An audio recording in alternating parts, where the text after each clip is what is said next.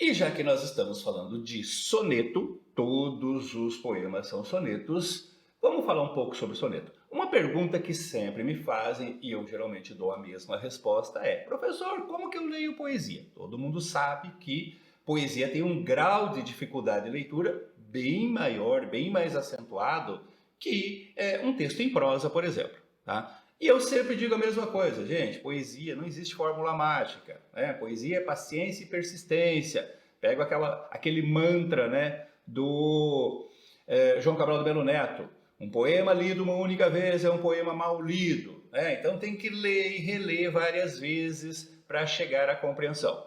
A mesma coisa vale para o soneto.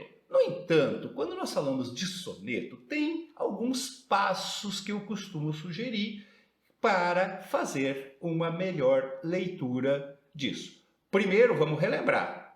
O que é um soneto? Um soneto é uma forma fixa de poesia, composta por 14 versos. O soneto tem no total 14 versos, divididos em 4 estrofes, sendo que as duas primeiras são quartetos, ou seja, estrofes de 4 versos, somando 8 versos, as duas primeiras, e as duas últimas são tercetos, estrofes de 3 versos, somando mais 6 versos, no total 14. Tem que ser essa estrutura, tá, gente?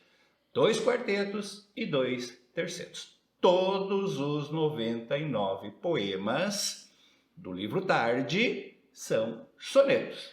E o soneto, gente, ele é um texto curto. Então, escreve o que eu estou dizendo.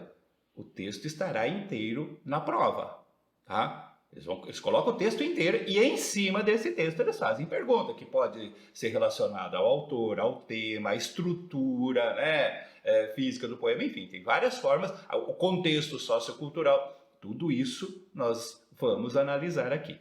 Mas vamos começar com essa ideia, como ler um soneto. Existem 4 passos básicos, tá? O primeiro passo é você ler o poema todo de uma única vez. Tá? Leia o poema todo assimilando o seu ritmo, a sua musicalidade e tal. Passo 2. Procure o significado das palavras desconhecidas. Ainda mais quando é um soneto clássico, né, que segue o modelo clássico, como é o caso do parnasianismo, né, da poesia do Olavo Bilac. Eles seguem o modelo clássico. Então, usam aquela linguagem culta, aquela linguagem elevada, e certamente vários termos, vários vocábulos terão um sentido, né, que não é comum, que não é popular, e você precisará buscar isso no dicionário. Na prova, porque aí sempre fica aquela pergunta: ah, professor, tá, eu faço isso agora, né? Eu vou lá no Dr. Google, o que significa tal palavra, e ele me diz. Mas e no dia da prova? Então, gente, no dia da prova, quando você tem um termo assim que é muito elevado, que é muito culto, que é muito fora de uso, eles colocam o vocabulário, tá?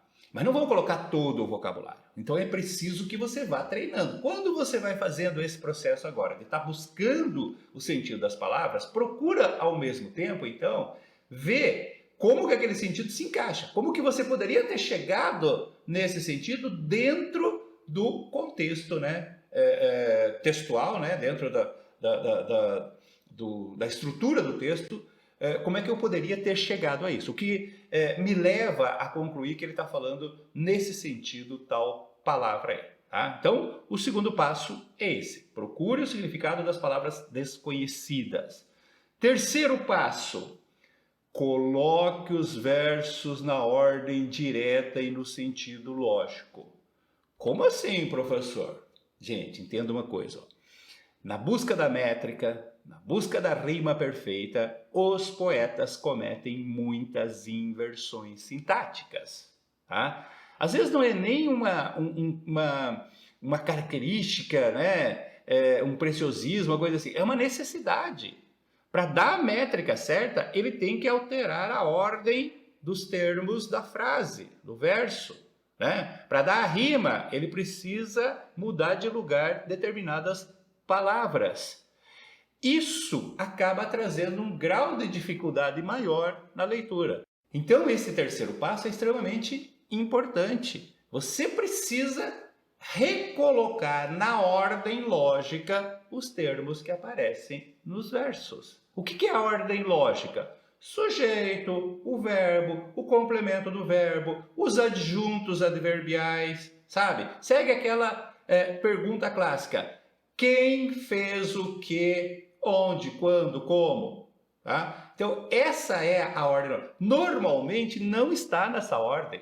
Né? Às vezes o complemento está antes do verbo, às vezes o sujeito está lá no final, às vezes o adjunto, o advérbio está no início. Então, você precisa reestruturar isso para entender melhor. Depois que você faz essa reestruturação, você percebe que fica bem mais fácil de entender o poema, o verso, a estrutura como um todo.